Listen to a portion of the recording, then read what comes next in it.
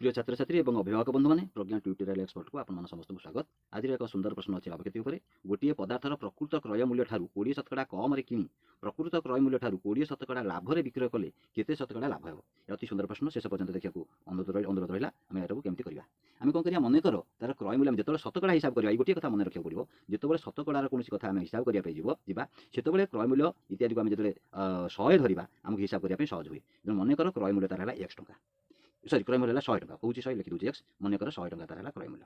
पुणी कौन कही 20% कम कि 20% कम 20% कम जब किणव किणिले केते हम ना 100 फेड़ाण 20 से 80 टकर कि 80 टका।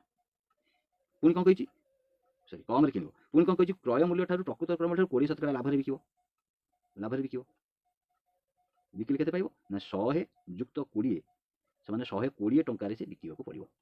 आम पाइगले क्रय मूल्य आ पाइगले विक्रय मूल्य बेसी अच्छी लाभ केते होची ना 120 फेड़ाण 80 समान आम 40 टका लाभ पाऊँ 40 टका लाभ कापर सदा क्रय मूल्य लाभ हिसाब करा जाए तेणु 80 टकर आम लाभ पाऊँ 40 टका 100 टकर केते लाभ पाइबा शतकड़ा हिसाब करने कही तेणु 40 विभक्त 80 गुणन 100 आम बर्तमान 40 काटने 40 दुनिया ये 100 काटने दुनिया 50 समान आम केते पाइबा समान आम 50 शतकड़ा लाभ पाइबा। तेणु शेष पर्यंत देखिए आपको धन्यवाद आज वीडियो रखुचु पुणी आपन सहित देखा नेक्स्ट वीडियो से पर्यंत आप अपेक्षा रही धन्यवाद।